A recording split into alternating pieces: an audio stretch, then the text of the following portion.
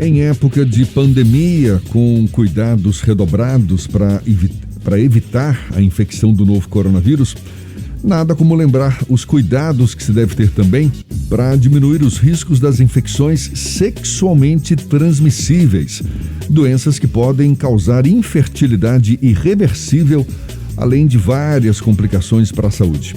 A gente conversa mais sobre o assunto com a médica ginecologista e especialista em reprodução humana, Gércia Viana, nossa convidada aqui no Issa Bahia. Seja bem-vinda. Bom dia, doutora Gércia. Bom dia, Jefferson. Bom dia, Fernando. Bom dia a todos os ouvintes da Rádio à Tarde FM. Que bom estar aqui podendo falar de um tema de tanta importância, né, especialmente para os jovens. Se nós pensamos que aproximadamente 25% das causas de infertilidade estão ligadas justamente às infecções, às doenças sexualmente transmissíveis, daí a importância de estarmos conversando um pouco principalmente sobre prevenção, né? De que modo é que nós podemos evitar a disseminação dessas doenças e, logicamente, evitar as suas consequências, que podem ser consequências muito graves. E já que a senhora tocou nesse ponto das prevenções, são aquelas que a gente já conhece há muito tempo, não é? Se submeter a exames preventivos de rotina, tomar vacina contra HPV, evitar múltiplos parceiros, contatos sexuais com pessoas desconhecidas, sob efeito de álcool e drogas. A senhora percebe uma conscientização maior das pessoas em relação a esses cuidados?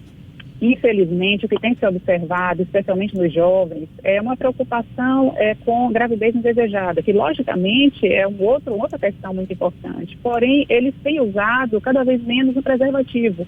É como se a única preocupação fosse questões mesmo de gravidez. Mas eles estão esquecendo que uma exposição a um risco de um IST através do sexo não seguro, né, especialmente com parceiros eventuais, ele pode arcar com as consequências para o resto da vida. Então, hoje foi observado que jovens entre 15 e 24 anos, apenas 56% deles, aproximadamente, fazem uso do preservativo. Então, em função disso, as ISTs têm aumentado, né? E, logicamente, nossa preocupação é também a longo prazo. São as consequências que esses jovens vão ter no futuro. Então, infelizmente, hoje ainda é uma grande preocupação de saúde pública, porque o comportamento sexual das pessoas, infelizmente, não tem sido adequado. Como você falou, a questão de múltiplos parceiros, logicamente, quanto maior o número de parceiros, maiores são as chances de adquirir uma doença. E, especialmente, se esse sexo for praticado sem proteção, sem o uso do preservativo. Em relação à vacina, né, é uma outra forma de prevenção, por exemplo, em relação ao HPV, nós temos vacina, em relação à hepatite B. Então, uma outra forma de prevenção seria utilizar a vacina para aquelas doenças em que nós podemos prevenir. A gente está nessa pandemia do novo coronavírus. A senhora observa algum tipo de impacto da pandemia sobre os casos de DSTs? Houve algum aumento do número de casos por conta da pandemia ou o isolamento social, que até foi mais perceptível no início da pandemia, ajudou a diminuir os casos? Na verdade, no início da pandemia, realmente as pessoas se protegeram mais, né? Ficaram mais em casa e, logicamente, a exposição, né, ao risco dessas doenças reduziu. Mas se nós formos avaliar, por exemplo, nos últimos anos, né, e também esse período onde houve uma melhora da pandemia e os jovens voltaram a sair, voltaram a praticar o sexo, infelizmente, muitas vezes o sexo sem proteção, de um modo geral, nos últimos anos, tem havido um aumento, né, dessas infecções sexualmente transmissíveis. E como eu falei, nos últimos meses, né, após aquele período inicial da pandemia, também praticamente as pessoas voltaram, né, ao comportamento sexual de antes. E, consequentemente, as ISTs continuam sendo um grande problema de saúde pública. E nossa preocupação é justamente em relação aos jovens, né, o que eles vão ter, as consequências que eles podem ter no futuro.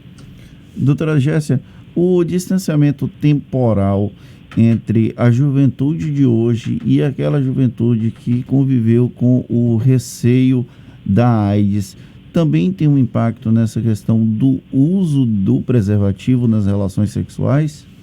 É interessante essa questão, porque realmente houve um período onde existia um grande receio em relação a adquirir o vírus do HIV. Então, talvez em algum momento, realmente, o comportamento sexual das pessoas foi modificado em função do medo do HIV. Mas o que tem se observado nos últimos anos é como se os jovens não tivessem mais tendo aquela preocupação, né, que houve no início dos primeiros casos de AIDS, e hoje eles não têm, tanto que tem aumentado, né, as infecções pelo HIV têm aumentado nos últimos anos no mundo inteiro. Depois, outra informação importante é que as ISTs terminam também sendo portas de entrada para o vírus do HIV. Então, por exemplo, algumas ISTs que provocam lesões ulceradas, aquela úlcera, ela forma uma solução de continuidade e favorece a penetração do vírus, consequentemente favorece o contágio, né, pelo HIV. Quais são as doenças mais graves, essas que podem, por exemplo, resultar em sequelas aí para o resto da vida? A sífilis, por exemplo, né? A sífilis, ela pode ter uma evolução desfavorável e chegar até a sífilis terciária, que podem ter comprometimentos neurológicos, cardíacos, né? Do ponto de vista reprodutivo, temos a clamídia, o gonococcus. É importante ressaltar que na mulher, algumas dessas doenças, como principalmente a clamídia, ela é na maioria das vezes assintomática.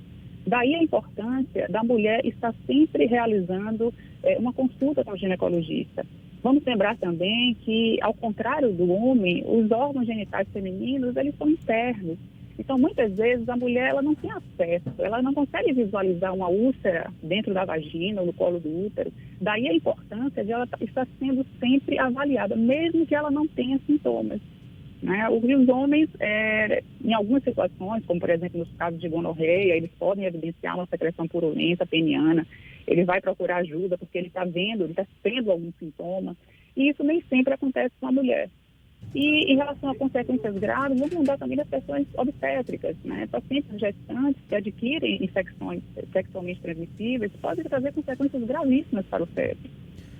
Doutora Jéssica, e a gente discutiu muito a questão dos jovens, mas a gente também tem uma população adulta que tem se exposto cada vez mais às ISTs, inclusive com alguns aumentos percentuais da contração do HIV.